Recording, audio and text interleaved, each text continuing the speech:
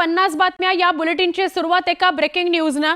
मोठी बातमी आहे, राष्ट्रवादी काँग्रेसकडून विधान परिषदेसाठी झिशान सिद्दीकी आणि आनंद परांजपे यांच्या नावाची चर्चा आहे।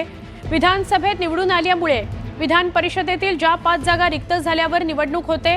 राष्ट्रवादी काँग्रेसकडून राजेश विटेकर यांच्या रिक्त झालेल्या जागेवर एक आमदार परिषदेवर निवडून जाणार आहे। 17 तारखेला अर्ज भरण्याची शेवटची तारीख आहे। बिनविरोध निवडणूक होण्याची शक्यता वर्तवली जाते।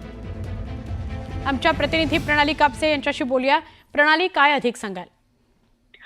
परवाच्याच दिवशी नोटिफिकेशन निघालेलं आहे। विधानसभेमध्ये निवडून आल्यामुळे परिषदेतल्या ज्या 5 आमदारांच्या जागा रिक्त झाल्या त्याच्यावर आता विधान परिषदेमध्ये निवडणूक होणार आहे आणि राष्ट्रवादीच्या वाट्याला त्यातली राजेश विटेकर यांची एक रिक्त झालेली जागा जी आहे ती येते आहे। त्यामुळे त्या एका जागेवर कोणाची वर्णी लागेल याची सध्या चर्चा विधान भवन परिसरामध्ये मोठी रंगलेली आहे।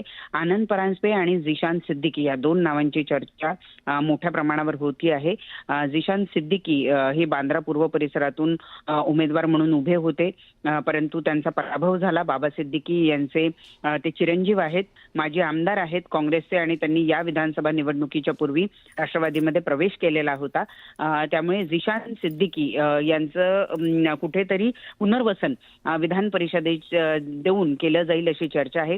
तर दुसरीकडे आनंद परांजपे हे माजी खासदार आहेत, राष्ट्रवादी पक्षामध्ये मुख्य प्रवक्ते या पदावर आता सध्या ते कार्यरत आहेत आणि त्यांच्या मार्फत पक्षाची भूमिका अत्यंत व्यवस्थितपणे मांडली जाते प्रसारमाध्यमांसमोर। त्यामुळे त्यांच्याही नावाची चर्चा या जागेसाठी केली जाते। त्यामुळे आता आनंद परांजपे की झिशान सिद्दीकी दोघांपैकी कोणची वर्णी या जागेवर लागते हे बघणं महत्त्वाचं ठरणार आहे। अगदी बरोबर। धन्यवाद प्रणाली, आपण माहिती दिली त्याबद्दल।